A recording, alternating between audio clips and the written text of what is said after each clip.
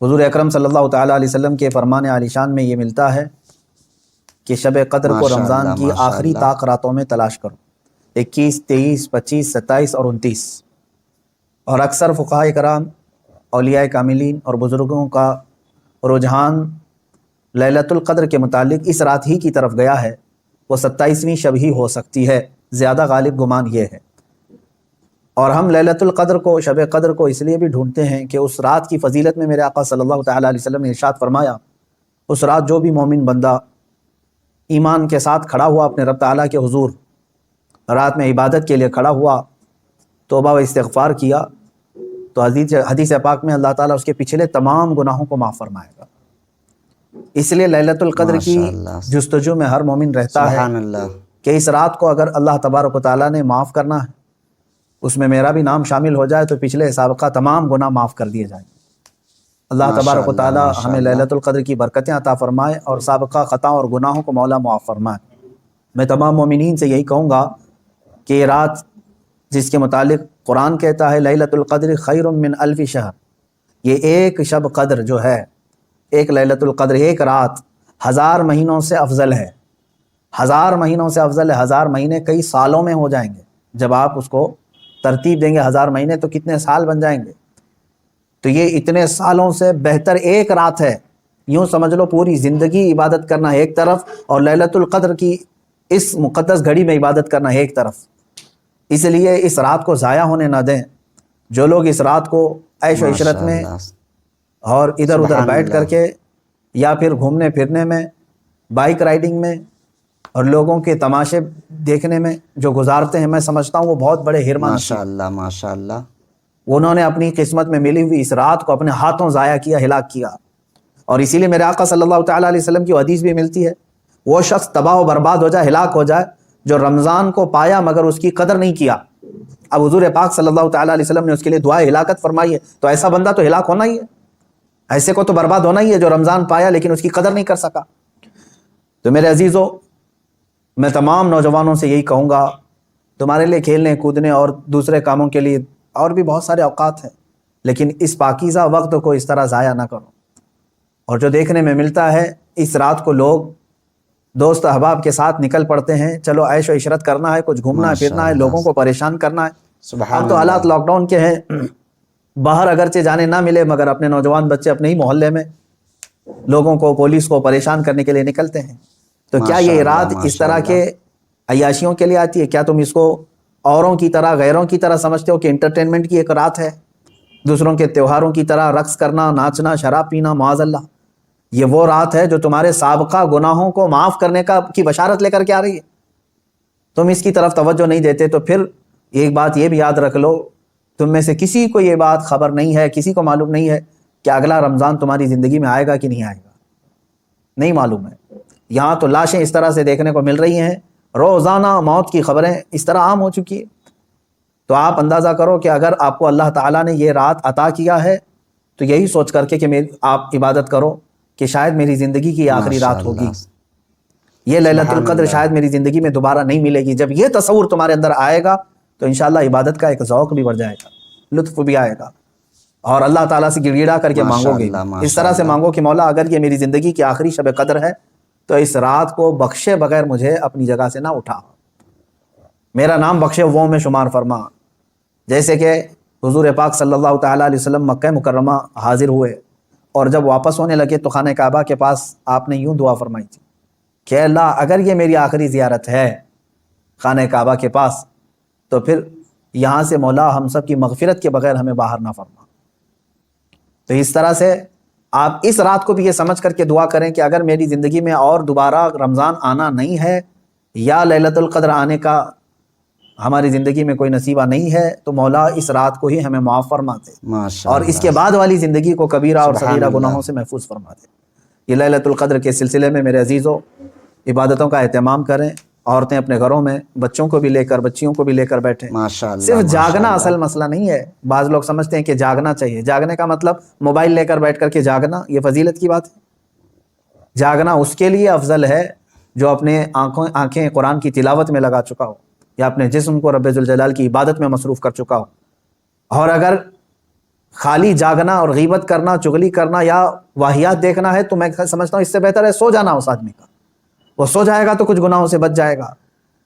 تو یہ محض گناہ کرنے کے لیے جاگنا یہ افضل نہیں ہے، اور نہ ہی اس میں کوئی نیکی کی بات ہے۔ اللہ تبارک و تعالیٰ سب کو اصلاح کی توفیق عطا فرمائے۔ آج میں خصوصیت کے ساتھ اس لیلۃ القدر میں آپ تمام کے سامنے حاضر آیا ہوں ایک درد دل لے کر ماشاء کہ اللہ، فلسطین کے مسلمانوں کے ساتھ جو سبحان حالات آج اللہ۔ پیش آ رہے ہیں یہ نئی بات تو نہیں ہے، پچھلے 70 سالوں سے وہ اس ظلم کو برداشت کر رہے ہیں، لیکن اب حد ہو گئی ہے مسلمانوں۔ مسجد اقصیٰ میں، ماشاء اللہ، ماشاء بیت اللہ، المقدس میں اسرائیلی پولیس داخل ہو کر اپنے جوتوں سمیت اور گولیوں سے مسلمانوں کو نشانہ بنانا۔ باضابطہ ہمیں وہاں کی جو خبریں آ رہی ہیں، لوگ نماز میں مشغول ہیں، دعاؤں میں مشغول ہیں۔ کل بڑی رات تھی وہاں پر، کل لیلۃ القدر تھی، شب قدر کے لیے وہاں پر ہزاروں کی تعداد میں لوگ جمع ہیں، بچے بھی ہیں، بوڑھے بھی ہیں، جوان بھی ہیں، عورتیں بھی ہیں، وہ پیچھے آمین کہنے کے لیے آ بھی جاتی ہیں۔ ان سب کو ان ظالموں نے نشانہ بنایا ہے۔ مسجد اقصیٰ خون میں نہا رہی ہے، قبلہ اول ہمارا، بیت المقدس ہمارا، آج وہاں خون کی ہولی کھیلی جا رہی ہے۔ اب مجھے یہاں پر بات صرف اتنی کرنی ہے کہ وہ کہاں گئے سیکولر کے بھوت، وہ کہاں گئے جو انصاف اور امن و امان کی بات کرنے والے، ہیومن رائٹس کی تنظیمیں، کیا ان کے منہ میں گھی لگ گیا ہے؟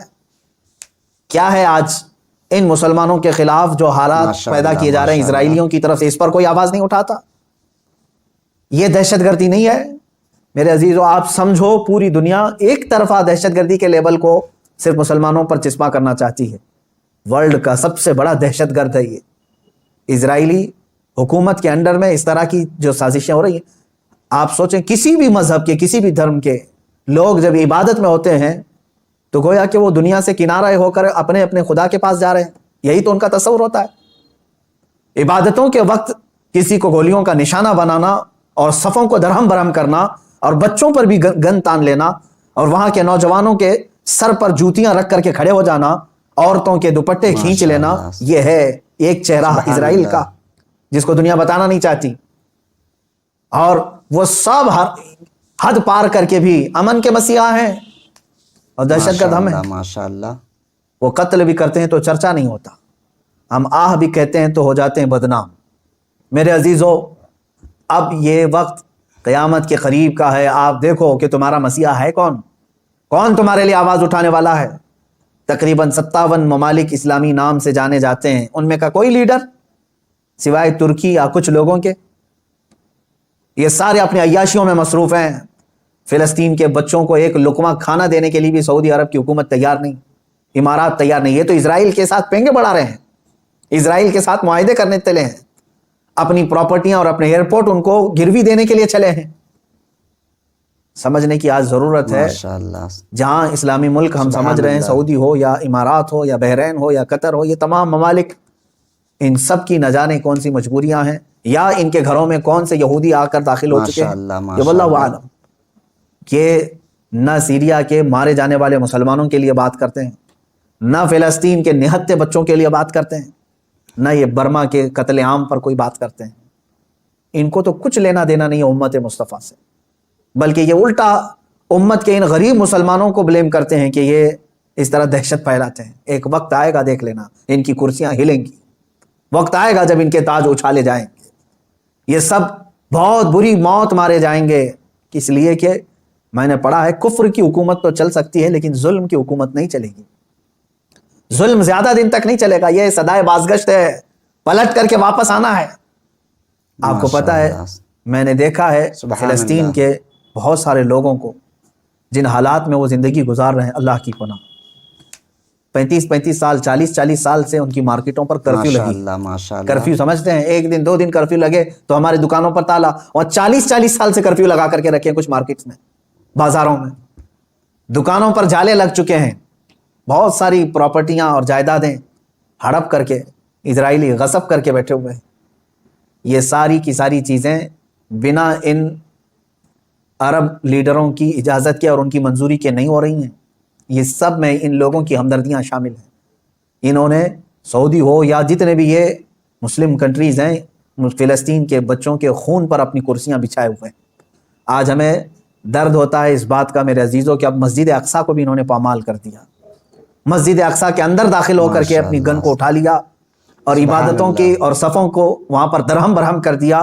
اب یہ تمہارے سمجھنے کا وقت آ چکا ہے، اب مسلمانوں تمہارے اتحاد کا وقت ہے۔ ماشاء لیکن ہم اللہ، تو یہاں سے ماشاء آواز اللہ۔ اٹھاتے ہیں، جتنا ہو سکے میں بیدار کرنے کے لیے آواز اٹھاتا ہوں، ورنہ رہ رہ کے 100 زخموں کا خیال آتا ہے، کس زخم پر ہم بات کریں آج۔ اسی لیے وہ حالی کا شعر مجھے یاد آتا ہے، رسول پاک کی طرف مخاطب ہو کر کے حالی نے کہا تھا، اے خاص ہے خاصان رسول وقت دعا ہے، امت پہ تیرے وقت عجب آ کے پڑا ہے۔ آج یہی حال تو ہے امت پر، ایسے حالات کہ ہماری بہنیں بہت چیخ رہی ہیں اپنی عزت کے لٹنے پر، ہماری ماؤں کو بے آبرو کیا جا رہا ہے، لیکن ان کی مدد کے لیے اٹھنے والا کوئی شہسوار نظر نہیں آتا۔ مشرق سے مغرب تک، شمال سے جنوب تک ایک چپی اور ایک خاموشی ہے، ایک ایسا سنسان ماحول ہے کہ سب اپنوں میں اور ماشاء اپنے اللہ، آپ میں مست ہیں۔ تمہیں سبحان معلوم ہے اللہ۔ آج ہم افطاری کے لیے بیٹھتے ہیں تو بڑی بڑی نعمتیں کھا لیتے ہیں، ان بچوں کا کیا ہوتا ہے جن کی افطاری کے وقت ان کے باپ اور ماں کی لاشیں سامنے رکھی رہتی ہیں۔ ماشاء اللہ، ماشاء رمضان اللہ۔ المبارک ان کا ہر سال اس طرح سے خون میں نہلا دیا جاتا ہے، یہ کون سا انصاف ہے؟ یہ امریکہ جو ہیومن رائٹس کی بات کرتا ہے، دنیا کو انصاف اور جمہوریت دینے کا علم بردار کہلاتا ہے، یہ سب کے سب ان فلسطینیوں کے قتل عام پر خاموشی اختیار کیے ہوں۔ کہاں ہے وہ اقوام متحدہ؟ کہاں ہے وہ UN ہے؟ وہاں پر ان چیزوں کی بات نہیں ہوگی۔ ہاں، اگر ایک اسرائیلی مارا گیا یا ایک یہودی یا ایک عیسائی مارا گیا تو اس کے لیے تو بوال ہوگا۔ مسلمانوں کا خون سستا ہو چکا ہے، مسلمانوں کا خون بہت عام ہے کہ ان کو کوئی بھی بہا دے۔ اے مسلمانوں، اس لیے آج تمہیں واپس اپنے اسی قدم پر آنے کی ضرورت ہے جہاں پر رسول ماشاء پاک اللہ، نے تمہیں چھوڑا تھا۔ سبحان میرے آقا صلی اللہ۔ اللہ تعالیٰ علیہ وسلم نے جو نقوش ہمیں دیے وہاں پر تمہیں واپس آنے کی ضرورت ہے۔ تم اگر دنیا کی رضامندی کے لیے اپنے آپ کو بیچتے ہو، چند لوگوں کی رضا کے ماشاء لیے اللہ، اپنے آپ کو ماشاء بدلتے اللہ۔ ہو تو یاد رکھنا یہ دنیا کبھی تم سے راضی نہیں ہوگی، کبھی راضی نہیں ہوگی۔ کیوں نہ ہم رسول پاک صلی اللہ تعالیٰ علیہ وسلم کی رضا کے کام کریں، اللہ اور اس کے رسول راضی ہو جائیں تو پھر ہماری وہ سابقہ قوت لوٹ آئے گی جس قوت سے قیصر و کسریٰ کانپتے تھے، وہ ایمانی غیرت واپس لوٹ آئے گی جس سے وقت کا چنگیز خان بھی ہل جاتا تھا، تھر تھر کانپتے تھے۔ وہ ایمانی غیرت اور حمیت واپس آ جائے گی۔ شرط صرف اتنی ہے، ان کنتم مؤمنین، تم سچے نبی کے غلام ہو جاؤ۔ ولا تہینوا ولا تحزنوا وانتم الاعلون، میرے رب کا وعدہ ہے کہ تم غم نہ کرو، پریشان مت ہو، تم بلند ہوگے، لیکن اس کے ساتھ ایک شرط ہے کہ تم نبی کی وفاداری تو کرو، غلامی میں تو آ جاؤ۔ آج ماشاء فلسطین اللہ، ہے، اس کے بعد شام ہے، اس کے بعد سبحان عراق ہے، اس اللہ۔ کے بعد یمن ہے، پھر افغان ہے، برما ہے، یہ سب جگہ مذبح خانہ بنا ہوا ہے۔ جانور بھی اتنے نہیں کاٹے جاتے جتنے وہاں کے ماشاء انسان اللہ، کاٹے جاتے۔ ماشاء اللہ۔ میرے عزیزو، آج کے ان حالات کو دیکھ کر کے مجھے اندازہ ہو رہا ہے اب رب تبارک و تعالیٰ کا یہ قہر ہی تو ہے کورونا۔ جب ظلم بڑھتا ہے تو بلائیں بھی پھیلتی ہیں، یہ جتنے ظالم ہیں دیکھ لینا یہ بلاؤں میں گرفتار ہوں گے۔ آج یہ جو حالات پیدا ہوئے ہیں، کثرت سے یہ بیماری کا پھیل جانا اور کثرت سے موتوں کا ہو جانا، آپ کیا سمجھتے ہیں؟ یہ بھی ایک اللہ تعالیٰ کے غضب کی نشانی ہے، یہ اس کے قہر کی نشانی ہے۔ تمہارے پاس لاکھوں کروڑوں بھی ہوں گے، تم بچ نہیں پاؤ گے اس کی پکڑ سے۔ ظلم سے باز آ جاؤ۔ ظلم ایک ایسی چیز ہے جس کو کبھی دنیا نے پسند نہیں کیا، اور ہر ظالم کا انجام بہت سخت ہوا ہے۔ وہ چنگیز خان جس نے لاکھوں کی لاشیں بچھا دی تھی ماشاء اللہ، محض گھوڑے پر بیٹھ کر کے، سبحان اللہ۔ ایک بار اپنے ہاتھ میں کسی چیز کو لے کر کھیل رہا تھا۔ مجھے یاد آتی ہے بات، آج فلسطین کے بچوں کے لیے اب بھی میری امید ہے، لوگ یہ کہتے ہوں گے ان کے پاس ماشاء کچھ اللہ، نہیں، ماشاء ارے وہ چھوٹے اللہ۔ کنکر اور پتھر سے مقابلہ کر رہے ہیں، سامنے والے پیٹروٹ میزائل لے کر کھڑے۔ اسرائیلیوں کے پاس گن ہیں اور وہ بچوں کی کھوپڑیوں پر لگاتے ہیں، اور دوسری طرف نہتے بچے ہیں۔ لیکن مجھے پھر بھی میرے رب تعالیٰ کی ذات سے یقین ہے، امید نہیں، یقین ہے کہ مولا کریم جس وقت حالات بدلتا ہے تو پھر ان یہودیوں کو دیکھ لینا، ان کو سر چھپانے کے لیے نہ کوئی پتھر ملے گا نہ کوئی درخت ملے گا۔ میرے آقا صلی اللہ تعالیٰ علیہ وسلم کی حدیث ہے، قیامت کے قریب تم دیکھو گے ہر پتھر یہ تمہیں پکار کر کے کہے گا، اے مسلم آ جا ادھر، میرے پیچھے ایک یہودی چھپا ہے، اسے قتل کر دے۔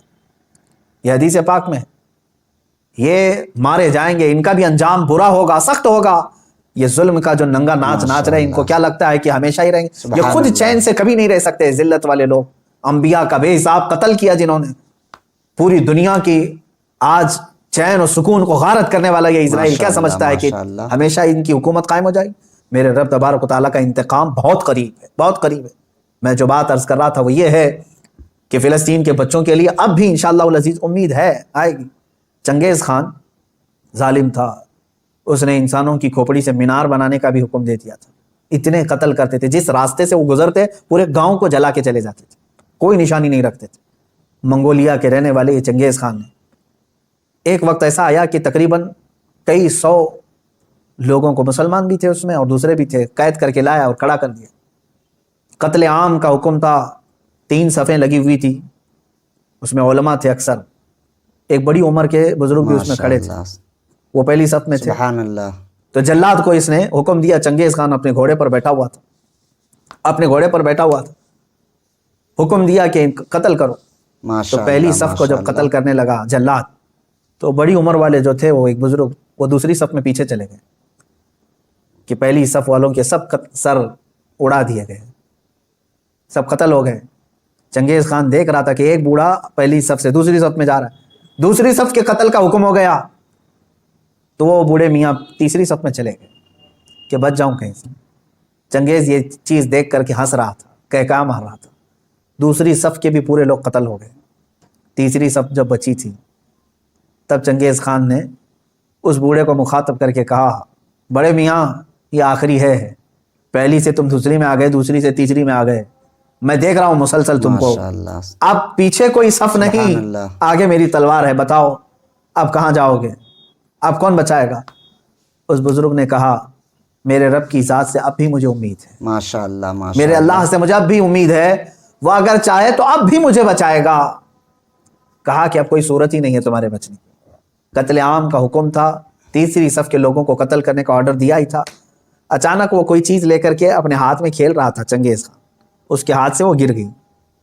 وہ چیز جیسی گری، وہ جھک کر کے اٹھانے گیا تو گھوڑا ڈر گیا، اس کا ڈر کر کے بدک گیا اور ایسا دوڑا کہ چنگیز کے پیر جو ہے اس کے زین میں پھنسے رہ گئے اور سر نیچے لٹکا رہ گیا، اور گھوڑا اتنا سرپٹ دوڑتا گیا کہ اس کا سر جو ہے پتھروں سے ٹکراتا چلا گیا.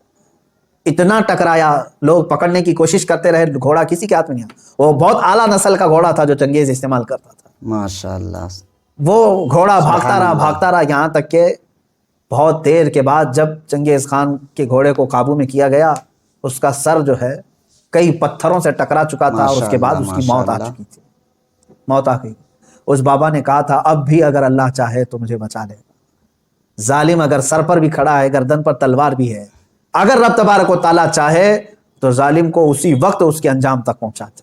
آج بھی اسرائیل نے اگر حد کر دیا، بچوں کے خون، عورتوں کے خون کو مسجد اقصی میں بہا دیا، تو یاد رکھنا رب تبارک و تعالیٰ دیکھ رہا ہے. وَمَا اللَّهُ بِغَافِلٍ عَمَّا يَعْمَلُ الظَّالِمُونَ، اللہ ہرگز ظالموں کے کام سے غافل نہیں. انما یؤخرہم لیوم تشخص فیہ الابصار، ہاں وہ تھوڑا مؤخر کرتا ہے اپنی پکڑ کو، لیٹ کرتا ہے، دیر کرتا ہے پکڑ کو.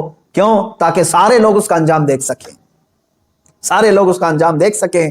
وہ تھوڑا سا ڈیلے کر کے بعد میں پکڑ کرتا ہے، اور جو ڈھیل ہوتی ہے اس کو کوئی یہ نہ سمجھ لے کہ وہ جو کر رہا ہے اچھا کر رہا ہے. لیکن میں تمامی مسلمانوں سے کہنا چاہوں گا، اب بعض لوگ تو اپنی تسبیح اپنے مسلح پر تو آئی گئے ہیں کہ چلو فلسطین کے بچوں کے لیے دعا کرنا ہے. ظاہر سی بات ہے، اب دعا کے علاوہ بہت سارے لوگوں کے پاس بچا کیا ہے؟ آج یہی حالات ہیں ہمارے. لیکن ساتھ میں نوجوانوں سے کہنا چاہوں گا، اٹھو وہ گر نہ حشر نہ ہوگا پھر کبھی، دوڑو کے زمانہ چال اپنی چل گیا. جو چنگاری وہاں پر، جو آگ وہاں پر لگی ہے، اس کی چنگاریاں تمہارے گھر میں آنے پر دیر نہیں لگے گی. یاد رکھنا، پڑوس کے گھر میں اگر آگ لگی ہے تو چادر تان کر کے سو جانا یہ بیوقوفی ہے کہ اس گھر کی آگ کی چنگاریاں تمہارے گھر کو بھی جلا کر خاک کر سکتی ہیں. یہ تمہیں جگانے کے لیے، بیدار کرنے کے لیے ہے.